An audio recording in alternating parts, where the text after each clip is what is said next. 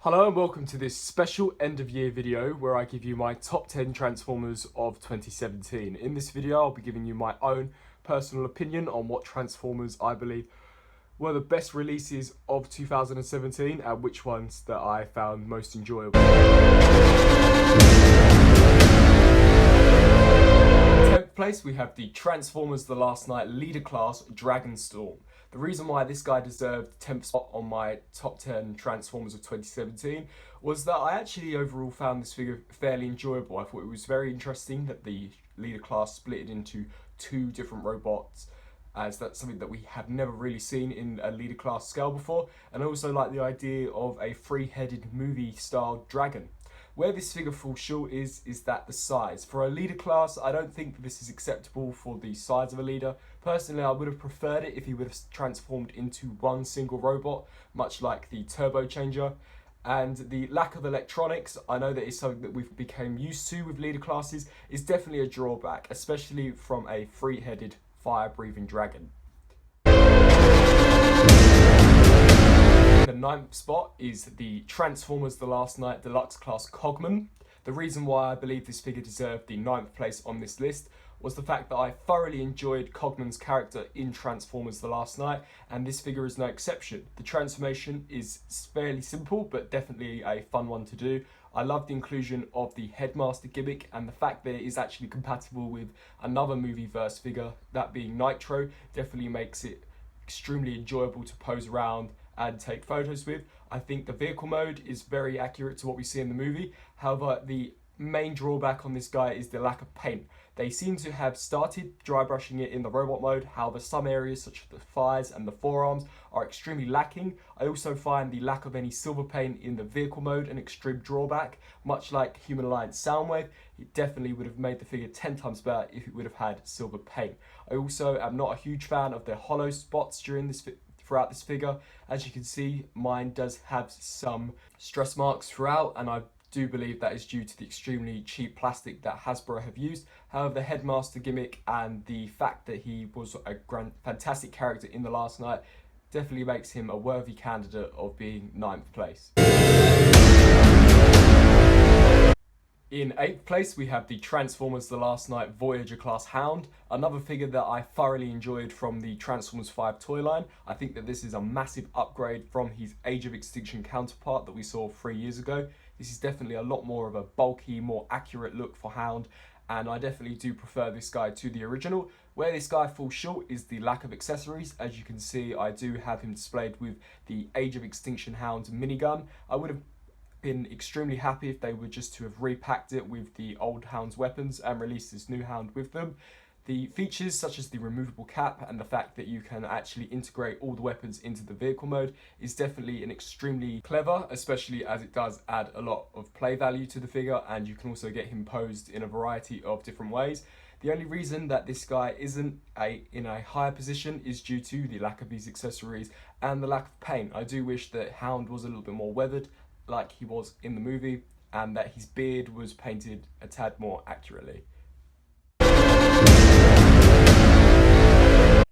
In 7th place, we have the Transformers The Last Night Voyager class Scorn. I believe this figure to be a massive step up over his Deluxe class counterpart from the previous movie. This guy is big, bulky, and definitely very fierce looking. His Dinobot mode is massive. It's even bigger than the leader class Dragonstorm, hence why I put Dragonstorm so low on the list, due to his size being extremely pathetic for a leader class scale. Scorn has fantastic articulation, fantastic robot mode as well as Dino mode. The only thing that lets this guy down is the fact that he did not appear in The Last Night. He's actually an Age of Extinction character, so it does make me wonder why they didn't do a character such as Onslaught. The colour scheme on this guy is also all wrong. In the movie, the Dinobots were a little bit more silver, like we see on the towel, and the transformation can be quite complex in some areas, especially when trying to tab the arms into the sides of the Dino mode. But overall, an extremely satisfying figure and definitely a great Voyager class for any Transformers collector. In sixth place, we have the Transformers The Last Night Deluxe Class Squeaks. Another amazing entry to the Last Night line. This figure is extremely fun. It's definitely extremely unique. It's probably the most unique Transform we've got from the movieverse since the Ice Cream Twins back in 2009. The reason why this guy isn't higher up on the list is due to that I recently got a extremely well done figure quite recently, and that did bump Squeaks down quite a bit. The accessories on this guy are amazing. I love the interchangeability of the arm. You can have him with the robot arm that we see towards the middle of the movie, or you can have him with the bike handle that we saw at the beginning. He also comes with the removable arm cannon that we see in the film, and he also comes with a trailer, which definitely homages back to that G1 Optimus Prime. Although he didn't use the trailer in the movie, it's definitely a very fun inclusion, and the idea that this guy would turn into an old rusty Vespa is definitely believable, as he did look like he could transform into a bike in the movie. However, he didn't transform into a bike in the movie. The only thing letting this guy down is the paint applications. I believe that they've been very hazardly just applied, splattered all over the guy. It would have definitely been nice to have seen a much more precise paint application on him. The eyes do look a little bit dead. Would have been nice to have seen maybe a transparent plastic inside the actual eyeball. And the fact that the arm is rubbery does cause some issues when holding the gun, does droop off, and the gun can sometimes fall out of his arm. Nevertheless, this guy is great. In fifth place, we have the Transformers The Last Night Voyager Class Nitro. This guy definitely is one of my highlights from this line. He's extremely bulky and feels extremely well built. His transformation is definitely more involved than some of the others, but in a good way. I find the way that he transforms into a jet satisfying, as you wouldn't necessarily believe that all the parts end up where they do end up. His articulation is also great. The fact that he is compatible with Headmasters does make him a lot more playable. He does also look amazing next to some of the other Decepticons, especially Megatron from The Last Night. And overall, just a very well done figure. Where this figure does fall short is the lack of paint. He is extremely grey in some areas, and I definitely would have liked it if they could have put some more of that silver paint that they put on his arm cannon just throughout the figure. If they would have just distributed it evenly, doesn't have to be completely covered, but would have definitely been nice to have seen some more paint applications. Nevertheless, an extremely well done Voyager. In fourth place, we have the Transformers The Last Night Leader Class Megatron. One of the best Transformers released this year by far. The fact that this guy even exists is extremely pleasing to me, as we haven't had a Leader Class Megatron since Revenge of the Fallen, nearly 10 years ago. So it was definitely nice to get Megatron back in that Leader Class scale, in probably what is one of his best designs ever made for the movies. The fact that this guy includes two flame accessories definitely does amplify his look on a shelf, and in jet mode they do help to create a very faithful representation of a jet disputing fuel. The battle mask feature on this guy does definitely offer a lot of play value. You can definitely get him in a lot of different poses and recreate some of those amazing movie scenes that we saw in the film. It also works extremely well. The functionality of it is extremely easy. You don't have to pull anything off or replace any face plates. Literally is just a switch on the back that once flicked, you get Megatron's amazing looking mouth plate. Definitely a very deserving place of fourth spot. In third place, we have the Transformers MPM Zero 4 Optimus Prime. A figure that initially I didn't actually like. I did think that it wasn't an upgrade from the previous Revenge of the Fallen mold, and I did wonder for a while before this guy was released how they were actually going to top that. However, they have. They've dramatically reduced the kibble on the back of him, and his articulation is definitely a lot better than that previous version.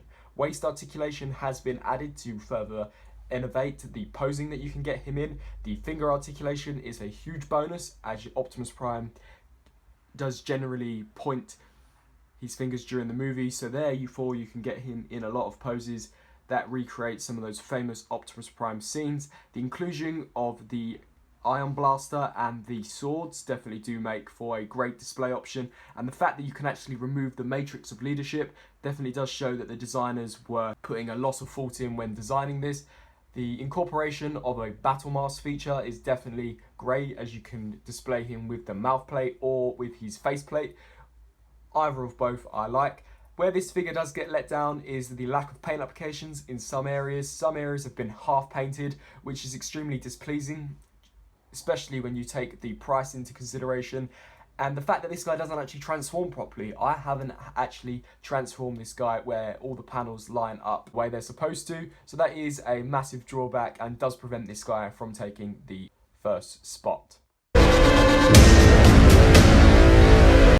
Taking second place on the top 10 toys of 2017, we have the Unique Toys Peru Kill.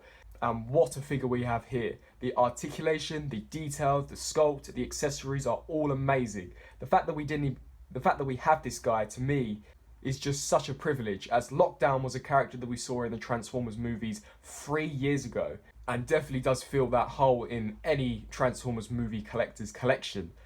Unique Toys, while not being an officially licensed Transformers distributor, they have done a fantastic job in recreating Lockdown's appearance from the movie. The gun face is definitely one of the best features of this figure, as well as the interchangeable faceplate. You can have him with his battle mask on or just a regular face. He does come with the hook that we see him use in the movie when he's torturing Optimus Prime in the Knights Temenos. And he also comes with a still jaw, which is in scale with both Lockdown and a majority of your other Transformers figures. Definitely a very well earned second place.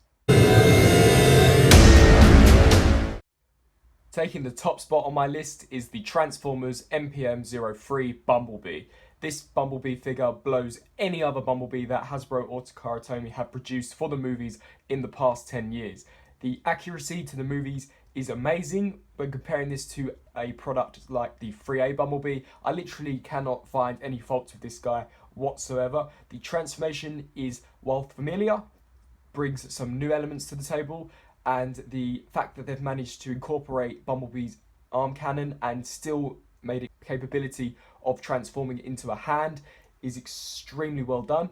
The articulation and the posability, as well as the scale of this figure, is just perfect, and the paint applications are really, really good. Definitely one of the best Transformers that I have ever purchased, and for a decent price as well. So there you have it, my top 10 Transformers for 2017. Do you agree with the list? If you don't, be sure to let me know down in the comment section below, and let me know what your favourite Transformers or toys in general were of 2017. Thank you for watching this video, and be sure to stay tuned for brand new content in 2018.